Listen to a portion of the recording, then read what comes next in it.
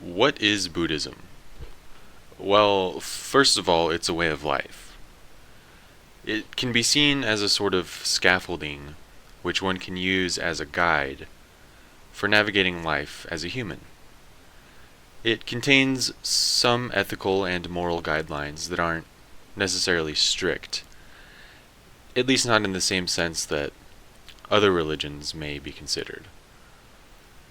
Buddhism is also a philosophical system, and quite an intricate one at that. It contains cosmology, stories, and practices. It's something that covers all ground. But at the same time, it isn't something that one must stay in forever. Just as a good psychotherapist aims to solve his patient's issues at the root, to equip them with tools to live a life of quality, and eventually to let them get on with their lives, so does Buddhism have this quality of not trapping people in a never-ending cycle.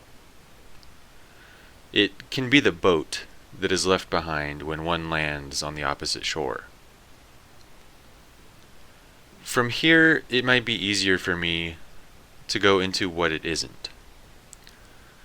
In the West, we have some very romantic ideas about Eastern philosophy and religion, most of which are just incorrect.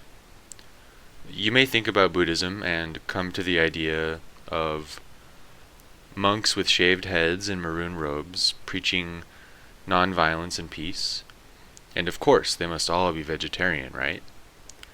Well, this isn't a very accurate picture at all. It's a dense area of study with many different schools of thought and paths nested inside the blanket term Buddhism. So let's do a little overview on Buddhism in regards to other religions, particularly the monotheistic ones, such as Christianity, Judaism, and Islam.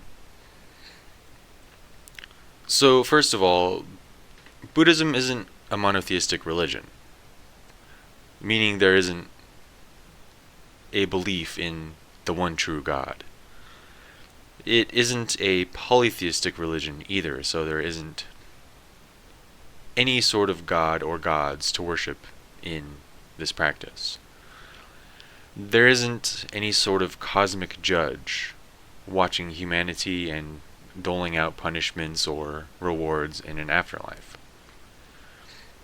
In addition to this, there isn't a concept of being saved in Buddhism.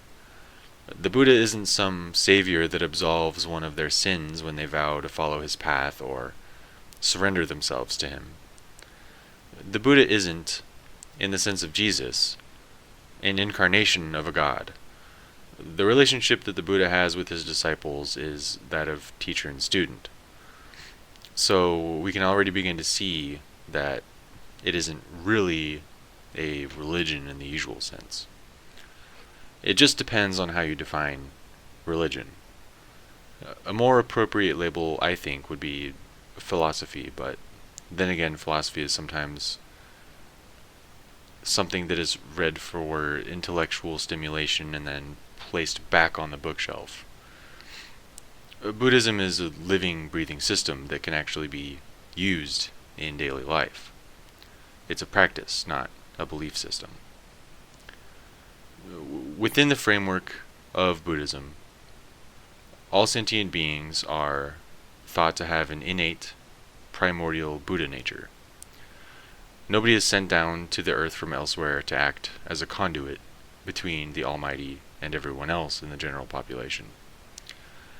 There isn't any belief in how the universe began, and really those types of metaphysical questions are often considered to be meaningless within Buddhism. Rather than to seek forgiveness, a Buddhist practices to attain a pure mind, a mind free from delusion, ignorance, and affliction. And this is the sole responsibility of the individual. And as such, Buddhism relies on self-discipline and on self-reliance. Now, the actual contents of practice vary in the different schools, but usually include the intellectual study of written works, as well as meditation practice in varying forms. Buddhism's ultimate aim is for the practitioner to liberate oneself from samsara, the wheel of death and rebirth, not to gain entry into heaven or an afterlife, as in other religions. The view of the world in Buddhism, all the way from the conduct of life to the very idea of individuality, who we are, what we are, and down to the nature of reality itself, are unique to Buddhism. They could even be seen as crazy to an outsider.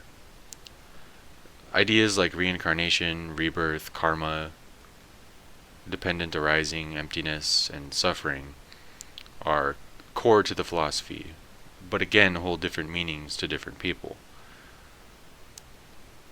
Throughout this series, we will look further into these ideas while keeping the myriad of different traditions in mind while we do so.